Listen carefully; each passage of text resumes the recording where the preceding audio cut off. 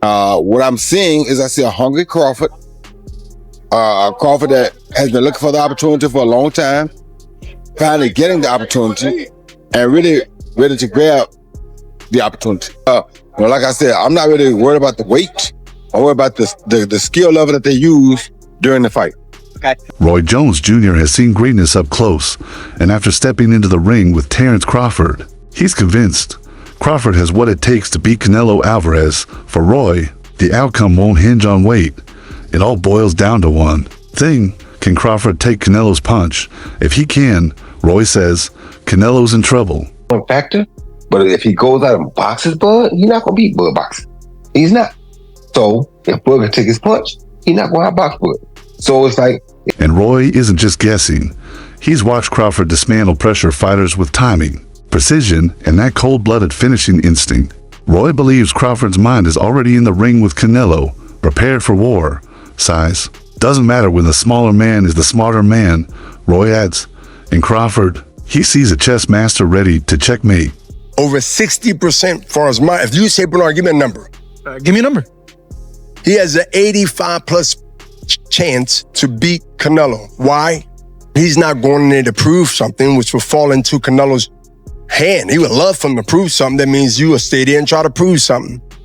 But to go in there and to let him know, establish that from the first round, that I belong without showing that I am tough. But not everyone is sold.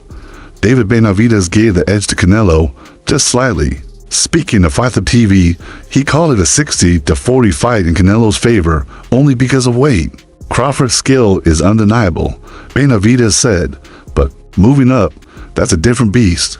Still, he made one thing clear: you can't count Crawford out. Crawford, does he have an opportunity to beat Canelo? I think if anybody has a chance to beat Canelo, I think it's Terence Crawford. His IQ is on another level. He's a great fighter and he's strong. It's just that it's a lot of weight. I wouldn't be surprised if Terence Crawford wins. Wouldn't be surprised if he loses either. Terence Crawford, when he went up against the best opposition, like Errol Spence, he showed what level he is on, what type of dog he is. So I don't know. You really have to let these fights play out to see what happens. He might get hurt. That might activate him to come back strong. Could you still make 68? I don't want to make 68. No, I think you don't. Terence wins 68. Yeah, well, if that's... Then comes the man who beat Canelo, Mitri Bivol. He says it's not size that breaks challengers, it's the mental pressure. Most guys lose to Canelo in their heads before they lose in the ring. Bivol told The Ring, but not Crawford. His calm, IQ, and ability to switch stances could rattle Canelo's rhythm. And Bivol should know, he's already done what Crawford hopes to. Now, what the media is reporting, and it's circulating, is that Canelo Crawford is the biggest fight of the decade.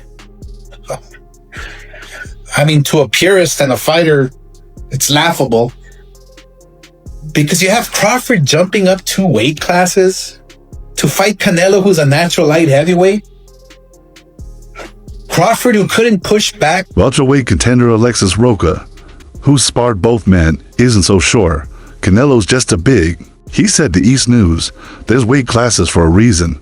Roca respects Crawford's skill, but leans on Canelo's experience. And size is the deciding factors. Crawford can hang, but I still put my money on Canelo. That's not easy for Crawford. I mean, it's Canelo has the big advantage, but Crawford needs to manage well his body, his speed, and his power, because he's moving up to another level of weight.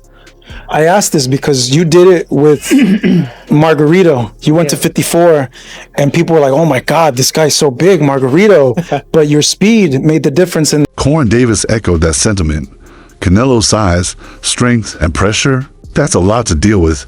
He told Mill City Boxing he doesn't think Crawford can hurt Canelo with one shot. Instead, he'd have to chip away.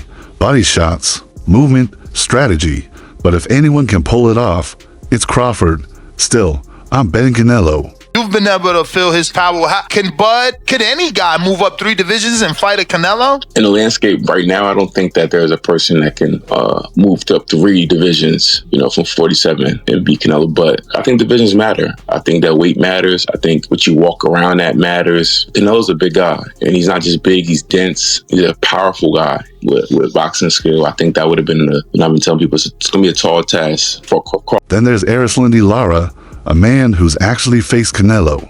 He says Crawford must learn from others' mistakes. I tried to outbox him and lost the decision. Crawford needs more than movement. He needs offense, Lara warned. Footwork alone won't win. He's got to hit and move or risk falling into the same trap I did. It's not looking at them as a physical package. It's who has absorbed the bigger shots in the weight division. So, and it was good. It was a very good point. He was like, Canelo has been hit by light heavyweights and super middleweights for the best part of a decade. Basically, he's so used to taking those shots, whereas Crawford hasn't. Crawford's been hit by 140 guys and 147 guys for the best part of a decade. Yeah. What's Crawford going to be like? What started as a fight prediction has become a deeper debate. What really wins fights in modern boxing, skill or size? Roy Jones Jr. says it's timing, IQ, and confidence. He did it himself, moving up to beat heavyweights. Now he sees that same spirit in Crawford, a man fighting not just a champion, but a legacy. Just locks in. He just locks in, especially when you doubt him. So yeah, it's a really interesting matchup. I think of it more from psychological than anything, because on paper it's like, yeah, but he's a super middleweight. He went up 3. Now Terence is going up 3 weight classes. He had a little trouble with Madrimov. So on paper, it's like, yeah, of course it's Canelo. But when you think about it from a psychological standpoint, it's like, I don't know, man. Blood's different. You know what bridges the weight gap? Roy asked. Belief, preparation, timing. If you've got that, you can beat anyone. Crawford's supporters believe he's found that formula. But his critics argue size always wins, especially against someone like Canelo. That's the mystery. It does happen as long as Crawford stays away and just boxes and be smart, he can win that fight. I think Crawford's a better fighter than Charlo. And he's a smart fighter as well. He switches and everything. So that would be a very good fight. No one's pretending this will be easy. Crawford can't run. He can't give away early rounds. That's when Canelo sets his traps. Roy warns, if Crawford stays on the back foot too long, he'll get cornered. He must hit, move, frustrate, but with enough volume to catch the judge's eyes. What about Crawford do you think can bridge the weight gap? Or like with you, what did bridge the weight gap? Because a lot of people are just saying, hey, Canelo's just too big for someone like Terence. That's true. But you know what? There's always a way. Put it that there's always a way. There's always a way to. What makes this fight electrifying is the razor-thin margin for error on both sides. Crawford has momentum, IQ, and endorsements from legends, but Canelo has granted experience, iron strength, and a chin that's never cracked. Even fighters who have sparred both don't agree, and that, right there, is why fans can't stop talking. Alvarez fighting Amir Khan. Now, look at this. Terence Crawford moved from 47 to 54 to fight Madrimov. What did he do to Madrimov? Nothing. Okay, Madrimov is a 54-pounder. Now, to move up to 168, that's 2 more divisions. Canelo Alvarez will take any punch from Crawford, but I don't think Crawford will take any punches from Canelo. Remember, Canelo got hit by Triple G.